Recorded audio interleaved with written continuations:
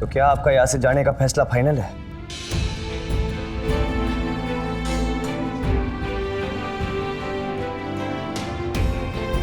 लेकिन जब मर ने आपको बहरमपुर से सुरक्षित बाहर हमेशा के लिए भेज दिया था, तब आप तो इसी विश्वास से आई थी कि आप जिंदगी भर हमारे साथ रहेंगी।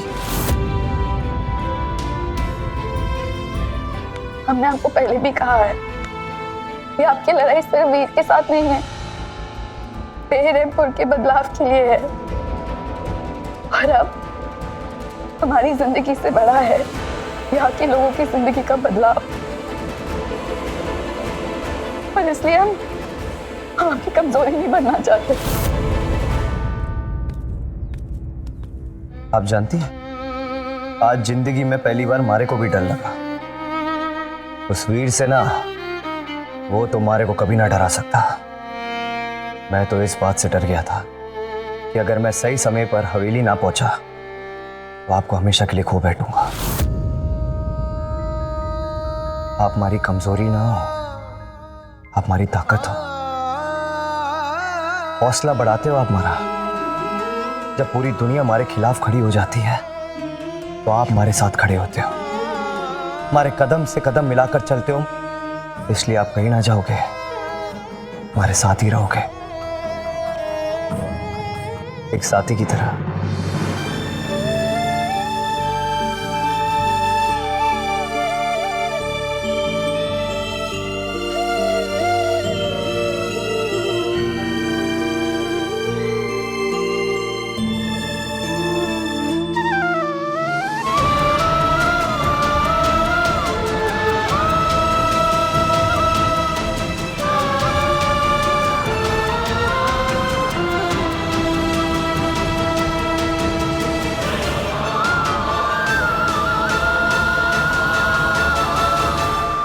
तो बांटने से बढ़ता है। आज से ना हम एक दूसरे के साथ हर दुख बांटेंगे।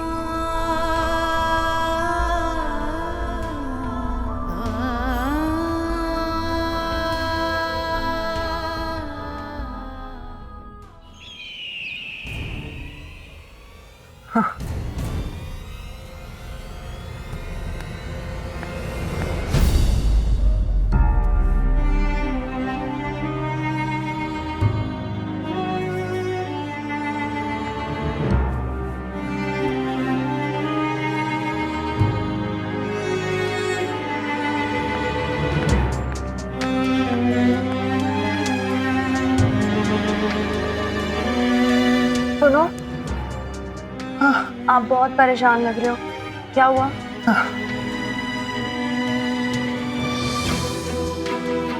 नशा छोड़ना इतना आसान नहीं होता है, मैं समझती हूँ इस बात को। आप एक सिगरेट पी लीजिए। हाँ हाँ, नशा छोड़ दिया तो छोड़ दिया। कितने दिन ऐसी हालत रहेगी? 5 दिन, 10 दिन, 12 दिन, उसके बाद तो धीरे धीरे आदत पड़ जाएगी।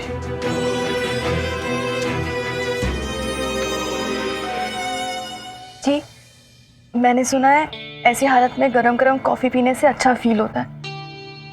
मैं आपके लिए अभी बना कर लाती हूँ।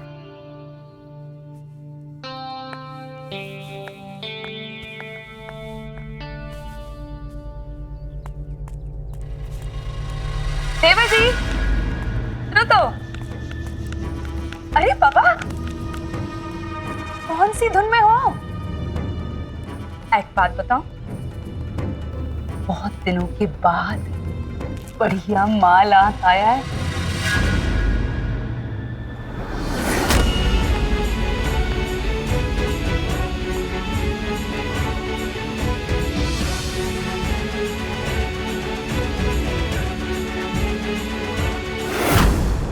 बहुत महंगा मिला है ये देवर जी। छोटी, लेकिन वो क्या कहते हैं, बहुत बड़ी चीज है कि नहीं? ये लो।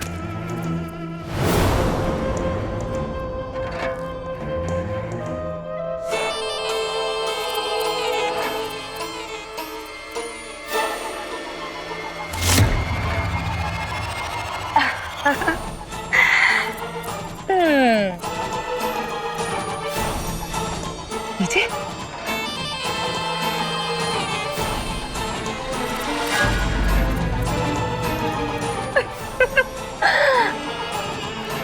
अब आप कह सकते हैं भाभी हो तो ऐसी।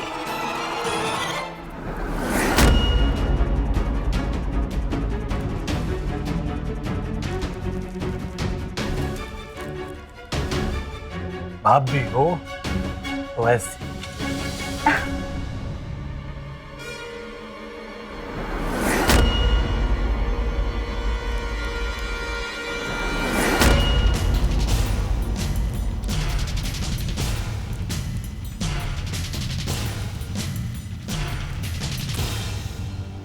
हेमा दुके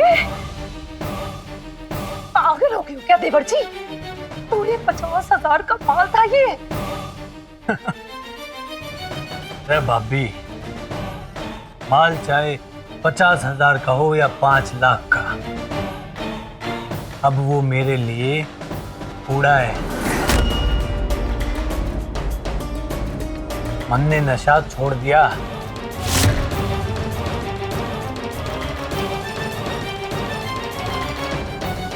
एक मिनट। इश्मा नशा छोड़ दिया? अच्छा, इतना जबरदस्त मजाक अपनी भाभी के साथ हूँ? गरम तवे पर खड़े होके बोलोगे ना तो भी नहीं मानने वाली मैं। पूछो क्यों? क्योंकि इतने सालों से देख रही हूँ देवर जी आपको। पहले भी आपने ऐसी बेवकूफी भरी बातें की थी और फिर तड़पते हुए आ गए थे मेरे दरवाजे पे भीख मांगते हुए, और अब फिर आओगे। ना भाभी ना, वो दिन गए। अच्छा, अब तो मैं मर जाऊंगा, लेकिन ये नशा ना अपनी जुबान पे ना लाऊंगा। देखते हैं। अब भी देख लो।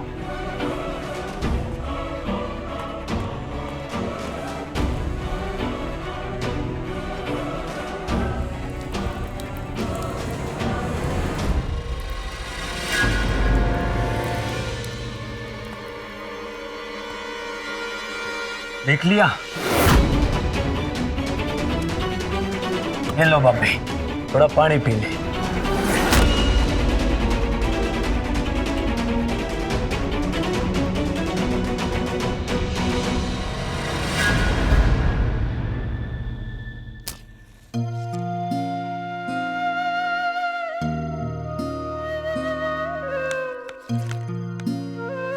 अम्मा अभी भी सो रही है?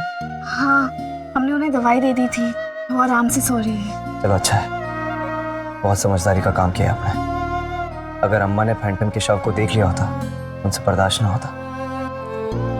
अरे डॉक्टर साहब को पूरी सुरक्षा के साथ दिल्ली भिजवा दिया।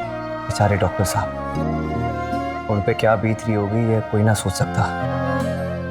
पहले अपनी बेटी को खोया और अब बैरमपुर भी छोड़ना पड़ा उन्हें। हेलो, कौन? मंजू? मंजू, तुमने हमें माफ कर दिया? खुशखबरी? क्या खुशखबरी है? ये बोलने का हमें विश्वास ही नहीं हो रहा। मंजू तुम फिक्र मत करो, तुम्हें लेने आ रहे हैं। क्या हो बालम? क्या रे, तुम चाचा बनने वाले हो और आप चाची। बधाई हो बालम जी।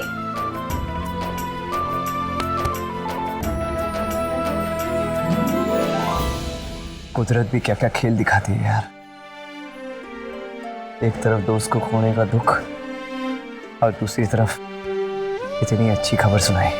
देखना प्यारे, बेटा हुआ ना तो नाम रखेंगे फैंटम, और बिटिया हुई ना तो खुशी कह के बुलाएंगे। हाँ चल, अब तू जल्दी जा और मंजू भाभी को लेकर आ।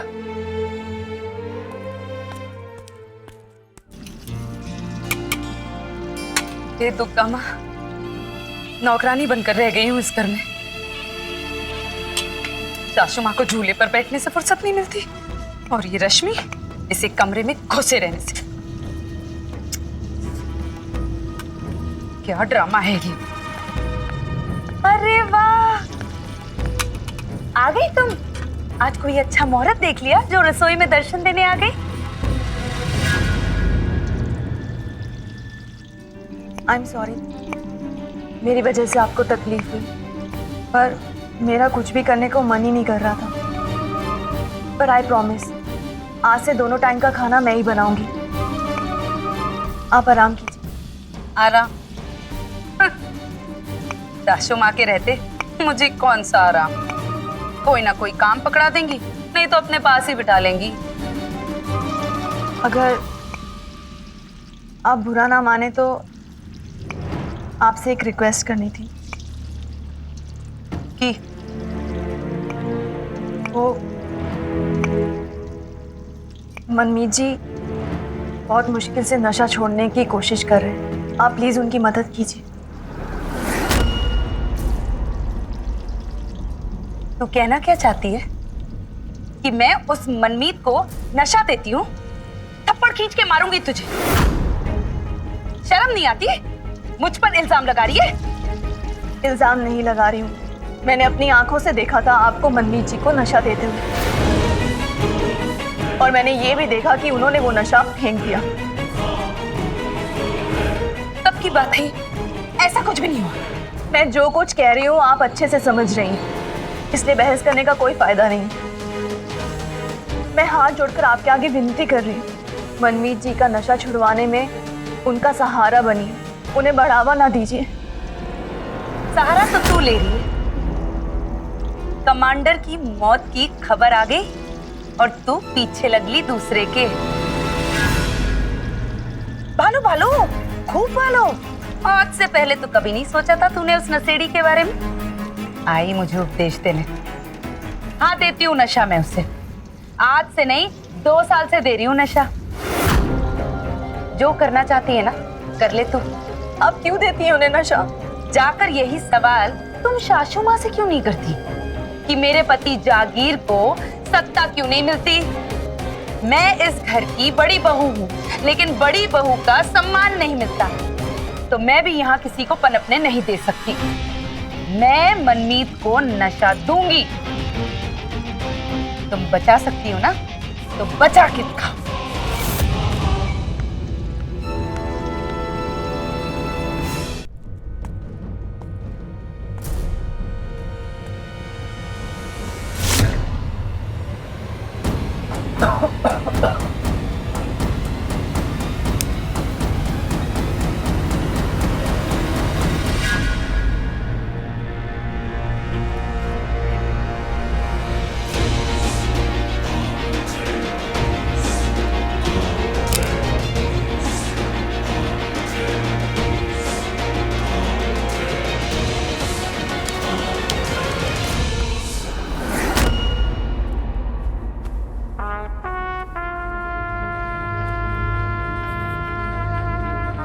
तेरा इलाज ना सिर्फ यो नशा है।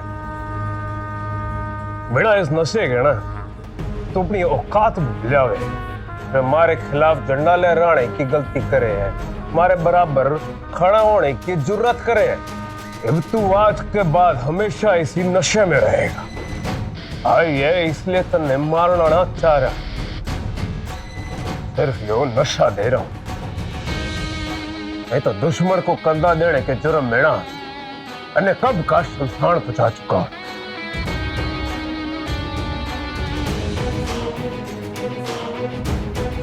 ले मैं अगला नंबर ना थारा है।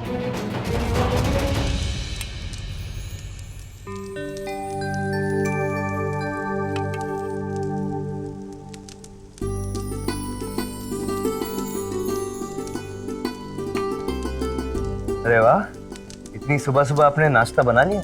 जी, वो पालम जी को ना सुबह सुबह निकलना था मंजू भाभी को लेने के लिए। वैसे में घर से खाली पेट जाना अच्छी बात नहीं होती ना, उनके लिए नाश्ता बना दिया। ना ख्याल रहता है आपको सबका।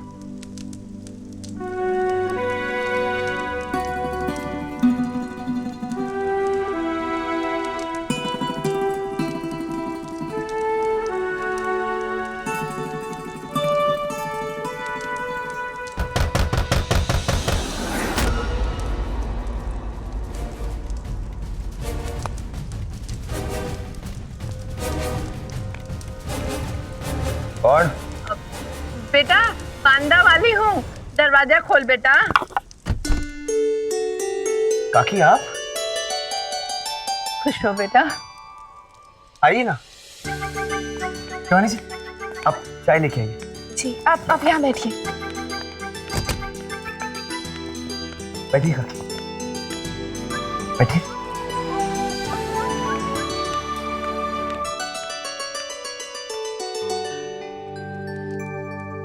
आप चाय लेंगे?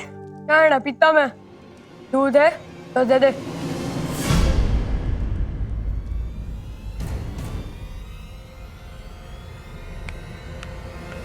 इतनी सुबह सुबह आई, इस कट्टे को मिलवाना था तुमसे। कट्टे? काकी बहुत ही अनोखा नाम रखा है इस छोरे का। दूध?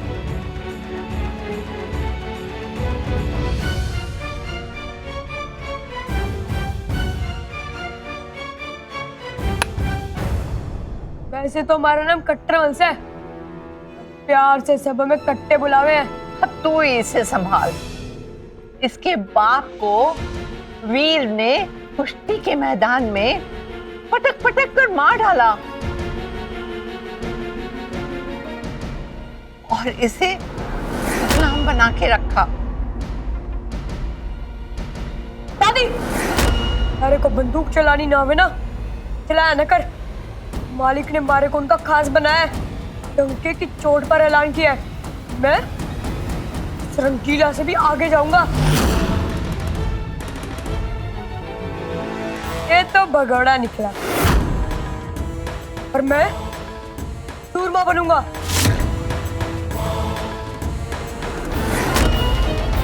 चुप कर, सारा दिन वीर वीर करता रहता है। तुम भी तो सुबह से आरती करती हो। हमारे भगवान है वो, वे खाना देते, पानी देते, घुमाते, इसीलिए उनके खिलाफ कुछ मत बोलना। ऊपर वाले भगवान को मैंने कभी नहीं देखा। मेरे लिए मेरे भगवान, मेरे मालिक, मेरे सब कुछ आप ही हो। आज मैं जो कुछ हूं इनकी बदौलत हूं। ए, क्या देख रहा है?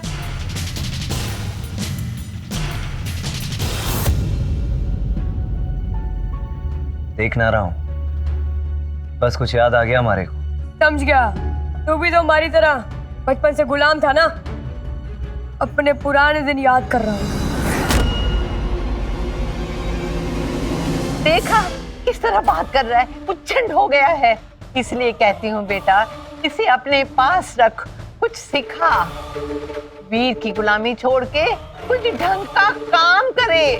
दादी, तुम्हारा और मालिक का साथ हमारे मरने के बाद ही छूटेगा। एकदम वही बात, वही अंदाज, वही बोल। तो कुछ मन ने सीखा, वो सब कुछ ये सीख रहा है। गुलाम बनाने की फैक्ट्री चल रही है बहरमपुर में। बच्चों का बचपना बर्बाद करके रख दिया है। बेटा, तू इसे अपने जैसा अच्छा इंसान बना दे। इसने तो मेरे साथ शर्त रखी है कि मैं इसे 100 रुपया रोज दूंगी और ये थारे पास आधा घंटा आके बैठेगा। बेटा, बस तू इसे अच्छा इंसान बना दे, मैं पैसा खर्चा करने को तैयार हूँ। एक दिन मैं इसे ही नहीं, बहरमपुर के हर लड़कों को वीर की गुलामी से आजाद करवाऊंगा।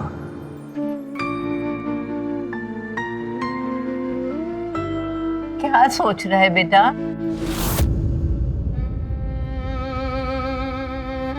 काकी आप चिंता ना करो, हमारे से जो कुछ हो सकेगा ना मैं करूंगा। दरअसल बात यह है कि जिन बच्चों के सर पे बाप का साया ना होता ना, उनकी जिंदगी डावाडोल रहती है। लेकिन आप हमारे ऊपर भरोसा कीजिए, ये हमारे साथ रहेगा तो अच्छाई और बुराई के मायने अपने आप सीख जाएगा। बस अब थारा ही सहारा है बेटा।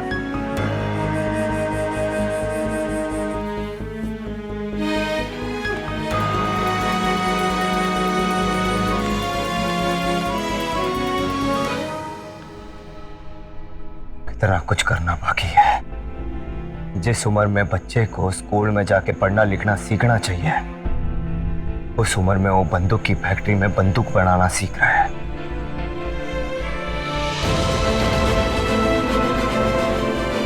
बहरमपुर के अच्छे भविष्य के लिए अब कोई और बच्चा गुलाम ना होगा, मैं अब किसी और को रंगीला ना बनने दूंगा।